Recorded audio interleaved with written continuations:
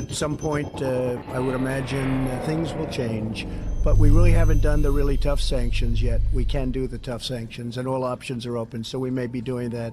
But we haven't done the toughest of sanctions, as you know. We've done, I would say, right down the middle, but we can go a lot tougher if we need to do that. But it's a very sad thing. We're not looking for anything other than taking care of a lot of people that are starving and dying in the streets. What's happening there is a disgrace. This was one of the wealthiest countries in the world, and all of a sudden it's it's grief-stricken, poverty-stricken, no food, no water, no air conditioning, no anything, no power. For a long time last week, no power, and that's going to break down again because it's being held together by threats. Reuters reported on Thursday that the Trump administration recently met with oil company executives to explore the possibility of imposing oil sanctions on Venezuela. Reuters quotes one executive as saying that the new oil sanctions are more serious than I've heard before. A year and a half ago, President Trump significantly intensified the sanctions that President Obama had already placed against Venezuela. That is, he prohibited all U.S. citizens or institutions from trading in Venezuelan debt. This had various ripple effects which made it very difficult for Venezuela to engage in international financial transactions in general.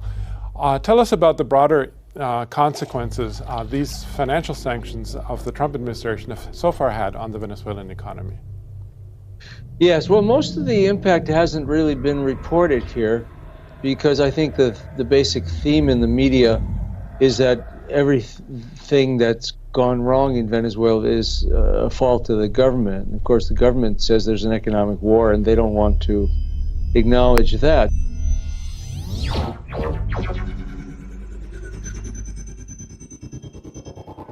So you don't even see reporting. So, for example, you had a collapse of oil production following the sanctions of August 2017.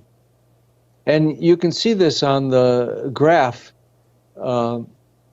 This graph is from Francisco Rodriguez of Torino Capital, and he published this. He actually published it with the Washington office on Latin America. This is a graph of oil production in Venezuela from 2013 to 2018. And for a while, of course, both graphs are flat. The orange one is Colombia, and the blue one is Venezuela. And so you can compare the two, and you can see they both decline at the same time and at roughly the same rate in response to the drop in oil prices. And then the Colombian oil production levels out, whereas after August 2017, Venezuela's production just falls through the floor. And that's a result of the sanctions. And the interesting thing is that even though this was published and it's readily available and there's absolutely no one who challenges it, none of the media, as far as I can tell, even reported this impact of the sanctions, that it devastated Venezuela's oil production. And it's kind of strange because, you know, most of these reporters and editors are in favor of the sanctions, and you would think they would at least want to report what the sanctions did. But they don't, and there's an almost military discipline about it. Nobody will talk about it. And of course, they don't talk about the other impacts of the sanctions, that this impact, but also the other impacts of the sanctions, do actually kill people by depriving them of access to medicines. That is, the loss of oil production means less dollars for the country and for the government, which means less medicines, life-saving medicines available. And then, of course, as it destroys the economy, and also because there are many other impacts as well that lead to a loss of life.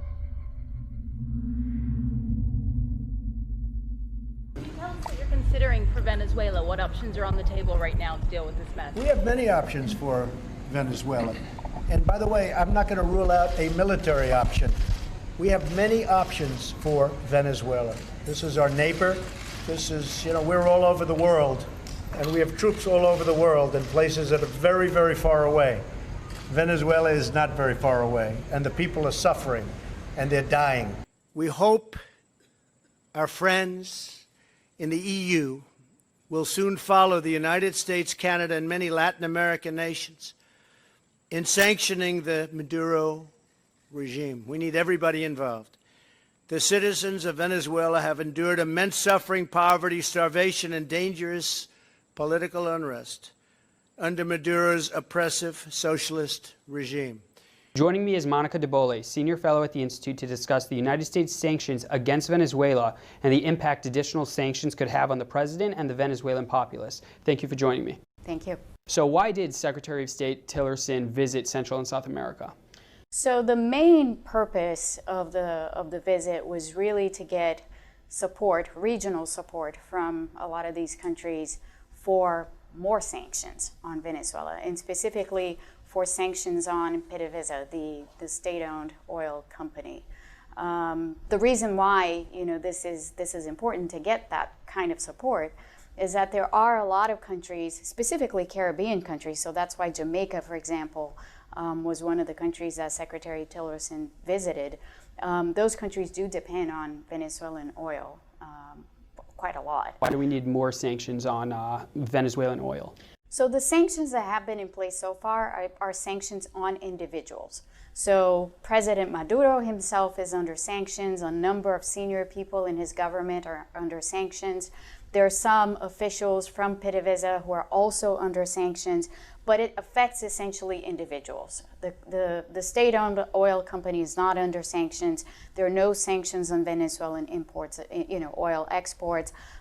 There's nothing like that. So it's basically individuals. It's basically trying to hit, the capacity of the government to sort of work around the system and have the ability to finance itself and so on. So those are the kinds of sanctions that are in place at the moment. So the purpose of sanctions is to change a government's behavior or a person's behavior. So have the sanctions currently in place changed Maduro's calculus at all and his behavior? No.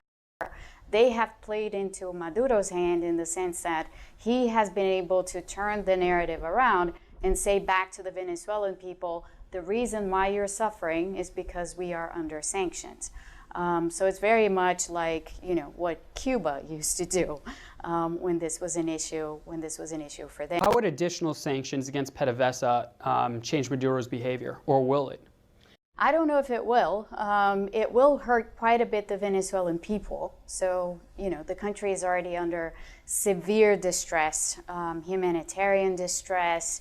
There's a lot of migration going into Colombia and into Brazil, people trying to flee, these terrible conditions in the country. Everything has collapsed. There's little food. There's no health system anymore. Every single institution has sort of been destroyed.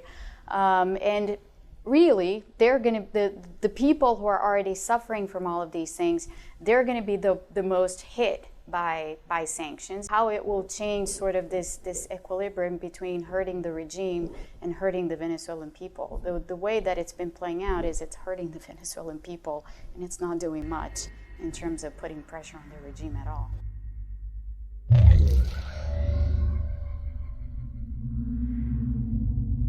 One year ago, when we smuggled a camera inside a public hospital in Caracas, what we saw was appalling.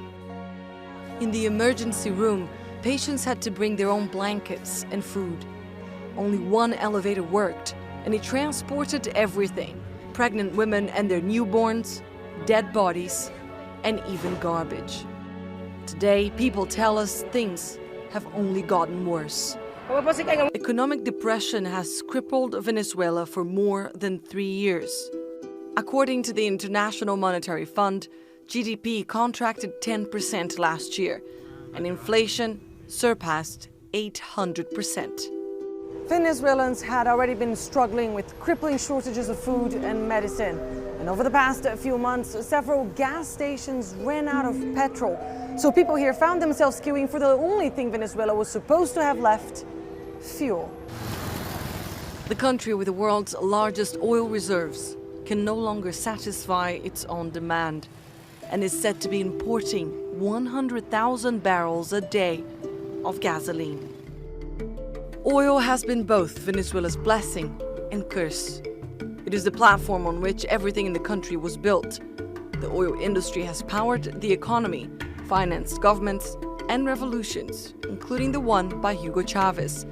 By nationalizing the country's oil company PDVSA, Chavez financed social programs and food subsidies, which cost billions of dollars. During Chavez's and Maduro's years, the price of oil reached historic highs, but then it plunged, and things got complicated. The oil-dependent economy is now very close to collapse.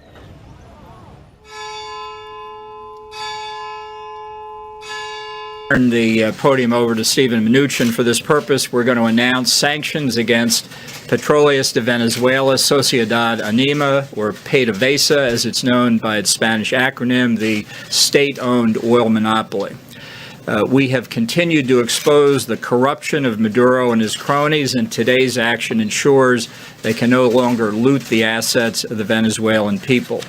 We expect, and Secretary Mnuchin will go into this in more detail, that today's measure totals $7 billion in assets blocked today, plus over $11 billion in lost export proceeds over the next year. Stephen Mnuchin, who will describe the sanctions that we're imposing. Thank you. Today, Treasury took action against Venezuela's state-owned oil company, PDVSA, to help prevent the further diversion of Venezuela's assets by former President Maduro.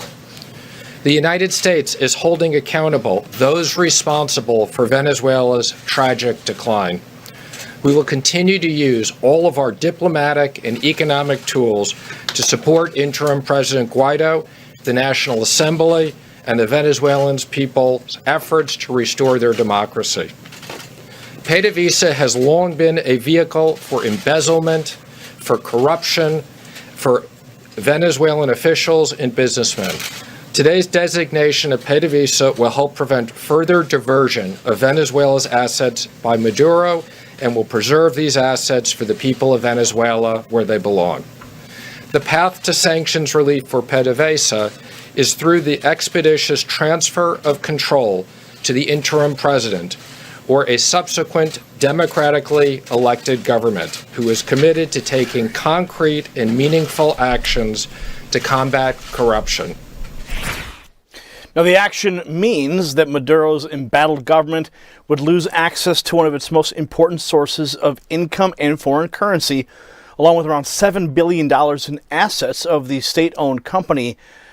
Now, these sanctions follow the unusual decision by more than 20 countries, as you just heard, including the United States, to recognize the opposition leader of the National Assembly. Now, Juan Guaido is the interim president of Venezuela, and they are all recognizing him. Maduro was reelected last year in an election widely seen as fraudulent. The once prosperous nation has been in a spiraling economic collapse, with several million citizens fleeing to neighboring countries. Bolton said that he does expect the actions against the state-owned oil company to result in more than $11 billion in lost proceeds during the next year. That means the country, which depends almost entirely on oil exports for hard currency, will be able to purchase even less food and other imports, potentially worsening shortages and deepening its economic collapse. Now, if there's one thing President Trump knows, it's how to get these delinquent leaders and nations to surrender to the United States.